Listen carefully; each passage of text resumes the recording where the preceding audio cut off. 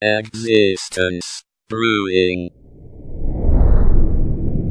Here's another Existence Brewing single shot. You know, I was going to mention, too, one of the rabbit holes that I've been fed lately are these ASMR videos. Oh, Maddie loves those. And I don't know what it is about those, but they're captivating. There's this one that I was watching last night where it's a simple thing like somebody cutting someone's hair at a barber shop. Yeah. So strange. It comes in all different shapes and sizes and packages, and it's sound. It's kind of hard. We don't have smell-o-vision still, and we don't have anything that's tactile through the TV. So it's mostly sound and visual, obviously, but because some people like brushing an elephant's trunk, or descaling an elephant's trunk, or scraping the barnacles off the hull of an old ship. And I'm going, I don't want to hear that shit. And people are like, oh, it's really getting to me, this one. Oh, it's like, oh my God. It is fascinating. Yeah, we all have a flavor, and apparently my flavor, according to the algorithm, is European women cutting people's hair. They have to be Euro women, huh? I guess. Because there's this European man, he's about 70 years old, that shows up occasionally. He's like this Turkish Armenian barber. He shows up, and then there's this French woman who shows up, and she's much more easier on the eyes than the Armenian 70-year-old man. But no, it's funny how these things all of a sudden just start showing up. I just feel like I'm too big of a mentalist for that to work on me. I would foil it every time, because if the Turkish Armenian fella showed up and was like, let's cut your hair, and it's ASMR time, kids, and I actually did like the sound of the scissors clipping the hair, I wouldn't be able to watch him do it, because I'd go, what about your back? What about you? Because Arabian men are well known for being quite furry all over. Oh, yeah. No, he pulls out the wax and he starts waxing his eyebrows. He starts, he lights something on fire and then he sprays. Yeah, it's amazing. It's a whole process. And then this French woman had the way she massages the guy's scalp and everything. Oh, it's crazy.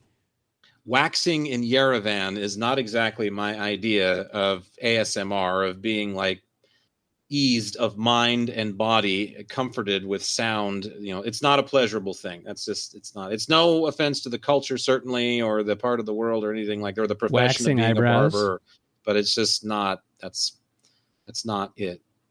I did find something, but it was not ASMR. This is probably the weirdest thing. I know this is quite a statement if you know the podcast, but this is probably the weirdest thing that I will have ever admitted to on Existence Brewing.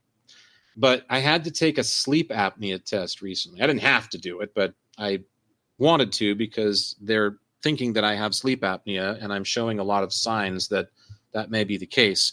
So they said, well, we'll do a sleep study. And so I told them right off the bat, I said, okay, where do you do this? And they said, well, ideally we do it in our clinic. And I'm like, look, me going down to a strange office at bedtime and getting hooked up to all this stuff, and then being expected to have a good night's sleep, or the best night's sleep possible under the circumstances, sleep that would be, this apnea. Yeah. To measure all of the variables that could either be contributing to or not contributing to this potential condition. You guys are out of your mind. Not going to give you an accurate reading. And they said, well, okay, we have a home test you can take. So the home test was like getting ready. It's the classic astronaut thing. It was like getting ready to go into space, or it was like the pre-bell diver outfit routine is what it was. It was like, okay, let's get you fitted. I had to wrap this thing around my chest, and it looked like, God, what did it look like? It looked like the bottom of a stapler, and it had like 2 bars on it, and it measured something or other. And then you put another one around your belly. It goes around, they say, put it around your navel, but it goes all the way around you. And it was the same bars, and they take some kind of measurements. And then you've got this nose thing that measures your breathing, and there's a little hang down thing, and that measures any mouth breathing that you do.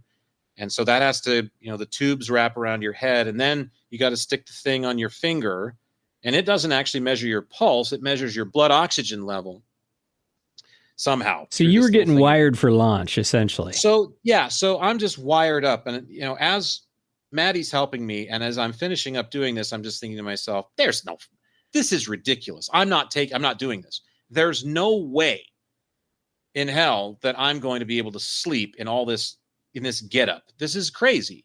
And thankfully I did it on a Friday night, so I didn't have to work the next morning. At least I'm smart enough to know, you know, and they said we need at least 6 hours of good solid sleep, or as solid as you're getting based on condition you may have, to get a good reading. More, you know, eight is better, and any more is great because we get bonus like stuff we can look at. And I'm thinking 6 hours in this, I don't know how I'm bonus material. I was tired, end of the week. I mean, and after I kind of lied there and got comfortable, I drifted off to sleep, and I actually had a pretty deep sleep, I would say slightly deeper than usual of all things, but I am a turner in my sleep. And so I had to turn several times. But this is the weird part. And I told Maddie about it right away the next morning because I was just eager to share it with somebody. And this is strange. And so I apologize if it's going to make people uncomfortable, but it's the truth. And maybe you can share in the comments below or some of that shit. And, you know, I woke up the first time after, you know, being hooked up to all this stuff after maybe an hour or so and had to turn. But there was a sensation that was very much like the ASMR sensation is supposed to give people because of all this stuff that I was wired up to. It was like all of this stuff I was wired up to, you know, I don't want to say it was a sexual thing because it wasn't that pronounced, but it was like halfway to that. It was like, I like being hooked up to all this stuff, you know, and what's weird about that is that it reminded me of being a child because I actually would play out those kinds of things when I was a little boy. Like we're talking prepubescent for sure, probably up until the time I was about maybe 8 or 9 and no later. But I was taken with the thought of being plugged in to machinery, to having tubes stuck in me and all this other stuff. And I've always had wondered if I wasn't, and what, you know, in light terms, they'd call an experiencer. I have always wondered if that wasn't due to an abduction experience that I don't recall, that I have suppressed somehow consciously. And I hadn't thought about that in over 40 years. And so here it comes. Wow. I'm wrapped in all this stuff and I wake up and it's, you know, like I said, I go to bed and I'm like, this is just ridiculous. All of this stuff. I'm never going to be able to. And I wake up and I'm like, oh, give me more, you know. Oh yeah, it's all wrapped around me and it's all taking measurements and on. It was very strange. And again, it reminded me of a way that I felt many years ago when I was just a very young child. And I really don't know what to make of it. So I'm looking, you know, you can make all the jokes you want. I'll take them. But no, I'm also looking for some serious input potentially from a few of you that may have felt the same way, because, you know, it's like I brought up to Maddie. I said, I know the mind is a strong thing. And I don't recall, because I know this could also maybe have something to do with like abuse that I suffered when I was very little that I don't remember and have somehow suppressed, because the mind is a steel trap.